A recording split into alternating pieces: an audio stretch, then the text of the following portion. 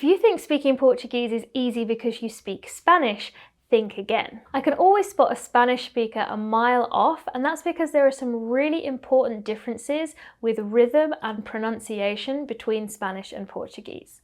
So in today's video, I'm going to go through 5 mistakes that you might be making if you are a Spanish speaker and how to correct them if you want to go undetected in Portugal. For those of you who don't know me, my name is Liz and I teach practical Portuguese in plain English. So if you need that type of content in your life, please hit subscribe now. It costs nothing, but it's a huge help to me. So let's get into it. So the big, huge, fundamental difference between Spanish and Portuguese as it's spoken here in Portugal, okay, that's an important distinction. I'm not talking about Brazilian Portuguese here.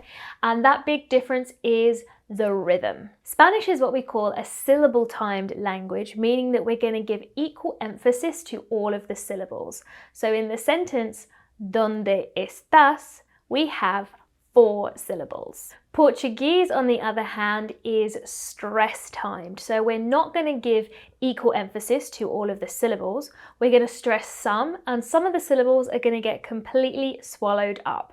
And for those of you who've ever tried to understand a Portuguese person in the street, you'll know this to be true. So the same phrase, "Where are you?" in Portuguese would sound like this: ¿Onde estás?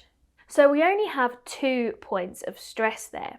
So this is what is going to give a Spanish speaker away every time, because when they see a phrase like this, they're going to say pode ser, because they're stressing too many of the syllables. So what we want to say here is pode ser, just 2 syllables. I speak a lot more about stress-timed and syllable-timed languages in this video, so if you want more information on that, check that one out next. I'll link it in the description. Mistake number 2 is that consonants can sound a little bit too soft. Now, this doesn't apply to everybody. Of course, everybody speaks slightly differently, but something I've noticed with my Spanish-speaking students is particularly their Ds and their Ts come out very soft when they're speaking Spanish. So for example, the word diferente.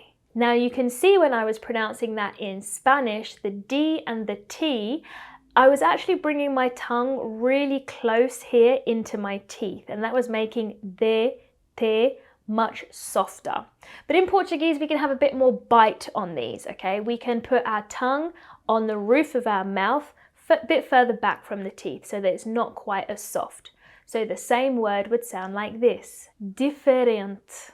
You'll also notice that the first point applies here as well. We're not going to stress that E on the end of the word. We're going to swallow it up.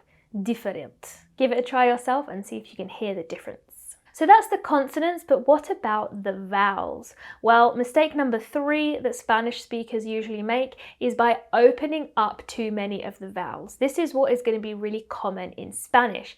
A, e, o. Okay, we know that they're open vowels because our mouth is nice and open when we're making those sounds. But in Portuguese, we need to know when to close down these vowels. So let's listen to an example sentence. In Spanish, we would say, mi amiga Maria. All of those A's are nice and open. But listen to it now in Portuguese. A minha amiga Maria.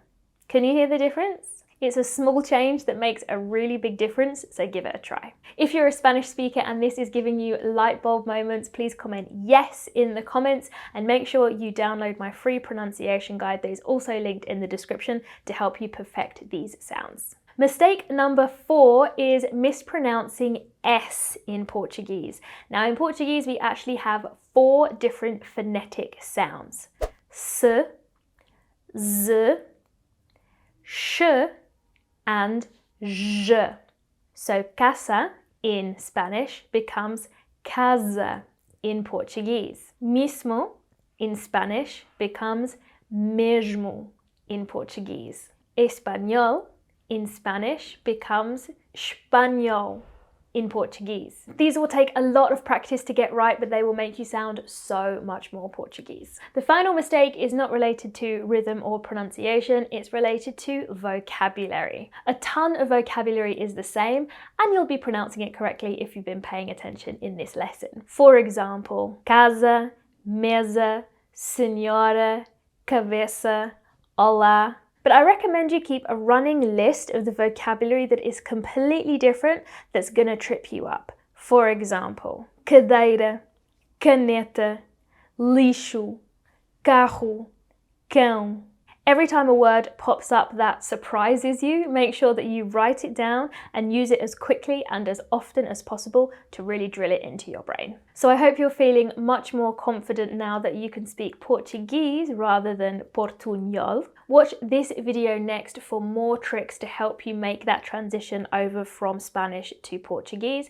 And if you really want to get off on the right foot with learning Portuguese, come along to my free lesson for beginners. We'll cover even more of the basics in an easy and fun way. The link to register is in the description. I'll be back next week with more tips and tutorials, so make sure that you are subscribed so you don't miss a thing. Ciao for now.